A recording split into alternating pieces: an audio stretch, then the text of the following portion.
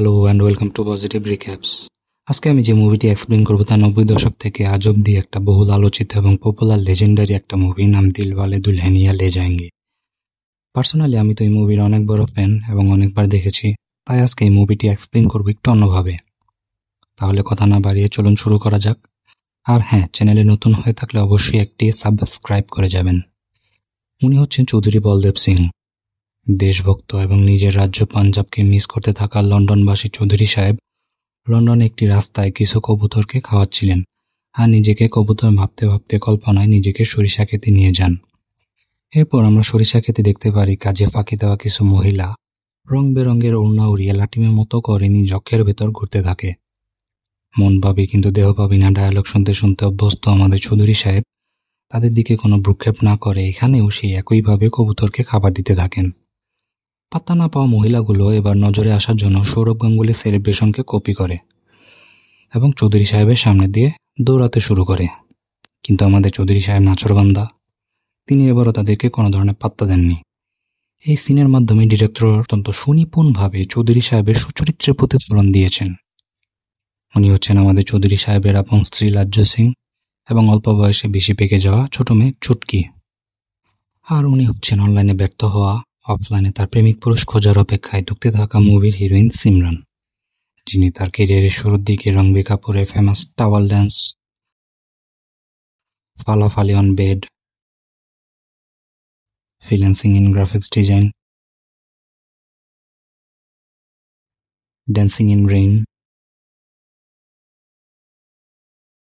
বৃষ্টির পানি ধরার বৃথা প্রচেষ্টা,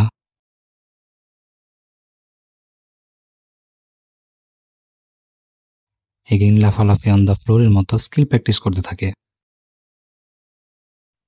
এবার পরিচয় করে দেওয়া হয় মুভির হিরো রাজ মালহোত্রার সাথে, যিনি ক্যারিয়ারের শুরুর দিকে নিজেকে আবিষ্কার করতে না পেরে একবার রাগবি প্লেয়ার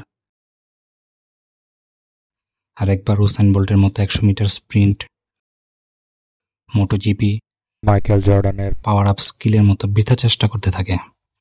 সবকিছুতে ফেইল্ড হয়ে বড়লোক বাপের ছেলে রাজ এবার তার দামি গাড়িতে চড়ে ইউনিভার্সিটিতে ব্যাক করে এবং গ্রাজুয়েশনের রেজাল্টের জন্য অপেক্ষা করতে থাকে।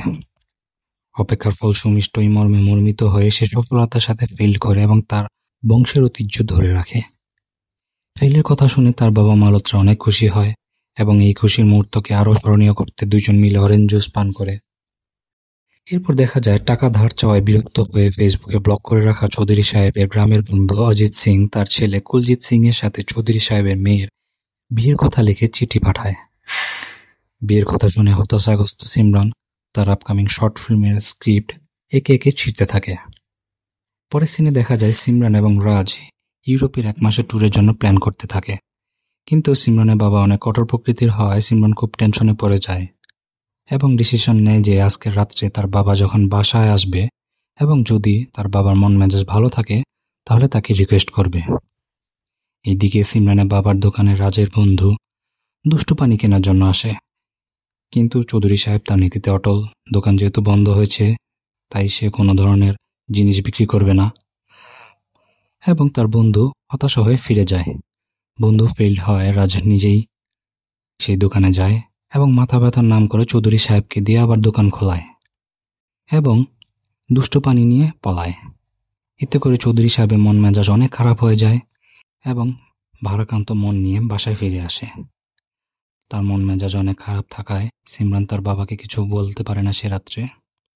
পরের দিন সকালে সিমরান তার বাবাকে সাহস করে বলে এবং তার বাবাও রাজি হয়ে যায় এবং সিমরানকে ইউরোপ ঘুরতে যাওয়ার পারমিশন দিয়ে দেয়।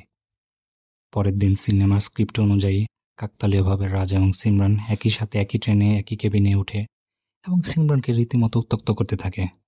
এ থেকে বুঝতে পারি রাজের ক্যারেক্টার একটু ঢিলা। এভাবেই তাদের পরিচয় হয়।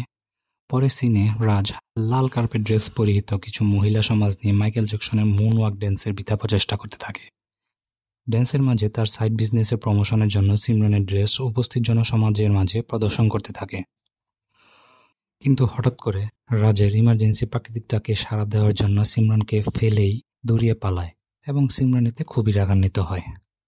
পরের দিন দেখা যায় রাজ রাত্রে কাজের জন্য সিমরানের কাছে লাল প্লাস্টিকের গোলাপ ফুল নিয়ে ক্ষমা চেতে যায়। সিমরানও লাল প্লাস্টিক ফুলকে আসল ফুল ভেবে অনেক ইমপ্রেস হয়ে যায় এবং তাকে মাফ করতেই যাবে, ঠিক তখনই গোলাপ ফুল সিমরানের মুখে মূত্র বিসর্জন করে। গোলাপেরই বা কি দোষ? সে কি আর জানতো যে সিমরান এই মুভির মেইন হিরোইন? আমার যা ধারণা গোলাপের কেরিয়ার এখানেই শেষ। পরের সিনে দেখা যায় রাজ এবং সিমরান তাদের ট্রেন মিস করে ফেলে। কাউন্টারে খোঁজ নিয়ে দেখা যায় কাল সকাল ছাড়া কোনো ট্রেন নেই। এতে রাজ সিমরানের সাথে রীতিমতো লাইন মারতে শুরু করে এবং তার অনলাইন পেজে জামা বিক্রির জন্য সস্তা মার্কেটিং শুরু করে। মার্কেটিংয়ে না পাত্তা দেওয়ায় রাজ সিমরানের পোশাক টেনে ছিঁড়ে ফেলে। কোনো উপায় না থাকায় সিমরান রাজের রহস্যজনকভাবে ম্যানেজ করা লাল গাড়িতে উঠে বাকি পথ পাড়ি দেওয়ার সিদ্ধান্ত নেয়। এই পথ যদি শেষ না হয় তবে কেমন হতো তুমি বলো তো? ভাবতে থাকা সিনে হঠাৎ গাড়িটি খারাপ হয়ে যাওয়ায় তাদেরকে সেখানেই যাত্রা বিরতি দিতে হয় এবং একসাথে একটি গোয়াল ঘরে রাতে যাপন করতে হয় এবং এর মাধ্যমেই তাদের প্রেম ভালোবাসার শুরু হয়ে যায়। এবং রাজের অনলাইন ব্যবসায় হেল্প করার জন্য সিমরান সম্মত হয়। অনেক চড়াই উতরার পর তারা অবশেষে ট্রেনে করে আবার লন্ডনে ফিরে আসে। বাসায় এসে সিমরান তার মাকে রাজের ব্যাপারে বলতে থাকে এবং অনলাইন ড্রেস বিক্রির কথা জানায়। এইসব কথা পাশে থেকে চৌধুরী সাহেব সব শুনে ফেলে। চৌধুরী সাহেবের মেয়ে হয় অনলাইনে ড্রেস বিক্রি করবে এই বিষয়টি না মানতে পেরে চিরজীবনের জন্য সপরিবারে দেশে ফিরে যাওয়ার জন্য ডিসিশন নেয়। পরে সিনে রাজ তার অনলাইন পেজের বিজনেস প্ল্যান নিয়ে সিমরানের বাসায় গিয়ে শুনতে পারে যে তারা তাদের সব প্রপার্টি সেল করে দেশে চলে গিয়েছে। এতে রাজের মন অনেক খারাপ হয়ে যায়। এরপরে সিনে আবার সরিষা খেতে কিছু মহিলাদের সৌরভ গাঙ্গুলি সেলিব্রেশন করতে দেখা যায়। গ্রামে ফিরে এসে সিমরানের সাথে কুলজিতের বিবাহের প্রস্তুতি নিতে দেখা যায়। সিন চেঞ্জ হয়ে আচমকা ধানের ক্ষেত কিংবা ঘাসের ক্ষেতে একটা গরু গলায় রাজের অনলাইন শপের একটি ঘন্টা ঝুলতে দেখতে পাওয়া যায়। এটা দেখে সিমরান বুঝে যায় যে এই ঘন্টা রাজের সব ছাড়া আর কারো কাছে নেই। সাথে এও শিওর হয়ে যায় যে রাজও তাকে খুঁজতে খুঁজতে গ্রামে চলে এসেছে। মৃদু শীতে শীতকে নিবারণের চেষ্টায় সিমরানকে দেখা যায় রাজের বুকে ঘষাঘষি করে হালকা গরম উৎপাদনের চেষ্টা করে। সরিষা ক্ষেতে রাজের অনলাইন শপে সব প্ল্যান শেয়ার করার পরে সিমরান অনেক মোটিভেট হয় এবং তাকে এইখান থেকেই নিয়ে যেতে বলে। কিন্তু রাজ এতে রাজি হয় না এবং বলে তাকে পারিবারিকভাবেই এখান থেকে নিয়ে যাবে। প্ল্যান মোতাবেক রাজ প্রথমে কুলজিৎকে রাজের অনলাইন শপের ব্র্যান্ড অ্যাম্বাসাডর বানানোর লোভ দেখিয়ে তার সাথে ক্যাম্প ফায়ারে অংশ নেয় এবং লাল ক্যানের ভিতর মাউন্টেন ডিউ ডার্কে আগে জিত হ্যাঁ ভরে ফেক পিনিক করে। কুলজিতের কল্যাণে প্রথমে রাজ কুলজিতের বাসায় এন্ট্রি নেয়। বাসায় গিয়ে রাজের সাথে দেখা হয় চৌধুরী সাহেবের। চৌধুরী সাহেব তাকে চিনে ফেলে যে কিনা তাকে ধোঁকা দিয়ে দুষ্টু পানি নিয়েছিল। রাজ পরিস্থিতি সামাল দেওয়ার জন্য তার শপের সিলভার কালারের একটি গ্লাসের মার্কেটিং করতে থাকে। এই যাত্রায় রাজ চৌধুরী সাহেবের হাত থেকে কোনো রকম বেঁচে যায়। পরের দিন সকালে রাজ এবং চৌধুরী সাহেব সরিষা ক্ষেতের সামনে দাঁড়িয়ে কবুতরকে খাবার দিতে থাকে। এইবার রাজ থাকায় চৌধুরী সাহেব তার কল্পনা জগতে যেতে পারে না। চৌধুরী সাহেব ছাড়া রাজ সিমরানের সব ফ্যামিলি মেম্বারদের সাথে মোটামুটি একটা ভালো সম্পর্ক করে ফেলে। এমনকি কুলজিতের বোন প্রীতির সাথে রাজের বিয়েও দিতে চায়। রাজ এতে থতমত খেয়ে যায় এবং বলে যে সে তার বাবার একজন বাধ্যগত ছেলে। তার বাবার অনুপস্থিতিতে সে কিছুই করতে পারবে না। অজিত সিংয়ের চাপাচাপিতে রাজ তার বাবাকে গ্রামে ডাকতে বাধ্য হয় এবং তার বাবা গ্রামে চলেও আসে। এই বিয়েতে রাজের বাবা অনেক খুশিও ছিল, কিন্তু যখন জানতে পারে যে রাজের বিয়ে সিমরানের সাথে নয় বরং প্রীতির সাথে হচ্ছে, তখন রাজের বাবাও অনেক দুশ্চিন্তায় পড়ে যায়। এইভাবে দিন গড়াতে থাকে। এরপর কোনো এক রাত্রে বাসার ছাদে রাজ এবং সিমরান ক্যান্ডেল লাইট ডিনার করছিল। সেটা আবার সিমরানের মা দেখে ফেলে এবং দুশ্চিন্তায় পড়ে যায়। চৌধুরী সাহেবকে নিয়ে চিন্তিত সিমরানের মা তার কিছু গয়না রাজের অনলাইন শপে সেকেন্ড হ্যান্ড দামে বিক্রি করতে বলে এবং রাজকে নিয়ে গ্রাম ছেড়ে পালিয়ে যেতে বলে। কিন্তু রাজ তার শপে সেকেন্ড হ্যান্ড জিনিস সেল করে না বলে জানিয়ে দেয় এবং সিমরনকে নিয়ে পালাবে না বলে স্রেফ জানিয়ে দেয় এবং বলে যদি সিমরনকে নিয়ে যেতেই হয় তাহলে চৌধুরী সাহেবকে মানিয়ে তারপরই যাবেন। দৃশ্য পরিবর্তন হয়ে দেখা যায় সিমরান আর কুলজিতের বিয়ে উপলক্ষে পুরো ফ্যামিলি নাচ গানে মগ্ন ছিল। ঠিক এই সময় চৌধুরী সাহেবের হাতে একটা ছবি চলে আসে।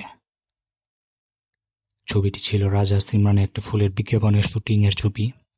এই ছবি দেখে আমাদের চৌধুরী সাহেব সব বুঝে যায় এবং রাজকে অনেক উত্তম মধ্যম করে এবং অনেক ইমোশনাল ডায়ালগ ছেড়ে রাজ সেই জায়গা প্রস্থান করে। পরে সিনে দেখা যায় রাজ ট্রেনের জন্য অপেক্ষা করতে থাকে।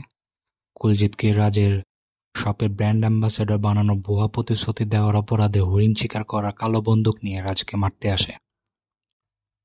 মায়ের মাত্রা বেশি হয়। রাজ একবার উল্টা টিক বাজে, বাতাসে লাটিম spin, hit on the floor move করে। মারামারি এক ফাঁকে কুলজিৎ রাজের বাবাকে আঘাত করে। এতে রাজ খেপে গিয়ে কুলজিতে কালো বন্দুক তাক করে এবং মারামারি এখানেই থেমে যায় এবং সবাই ভয় পেয়ে যায়। পরিস্থিতি স্বাভাবিক করার জন্য সেখানে চৌধুরী সাহেব চলে আসে। পরিস্থিতি স্বাভাবিক হলে দেখা যায় রাজ আর তার বাবা ট্রেন যোগে লন্ডন যাওয়ার জন্য যাত্রা শুরু করে। অপরদিকে চৌধুরী সাহেব তার সমস্ত ফ্যামিলি মেম্বারদের নিয়ে রাজদের দেখতে থাকে। ট্রেন ছাড়বে এই সময় সিমরান তার বাবাকে অনলাইন শপের ফিউচার সম্পর্কে বোঝাতে শুরু করে এবং তাকে রাজের সাথে যেতে দেওয়ার জন্য রিকোয়েস্ট করতে থাকে। অনলাইন শপের ফিউচার সম্বন্ধে বুঝতে পেরে চৌধুরী সাহেব সিমরানকে রাজের সাথে যেতে দেওয়ার জন্য রাজি হয় এবং দিল কাঁপানো সেই চিরচেনা ডায়ালগটা দেয়, যা সিমরান যা, জিলে আপনি জিন্দেগি। আর এভাবেই শেষ হয় আমাদের লেজেন্ডারি মুভি দিলওয়ালে দুলহানিয়া লে যায়েঙ্গে। তো ভিডিওটি ভালো লেগে থাকলে অবশ্যই একটা সাবস্ক্রাইব করে যাবেন। ধন্যবাদ সবাইকে।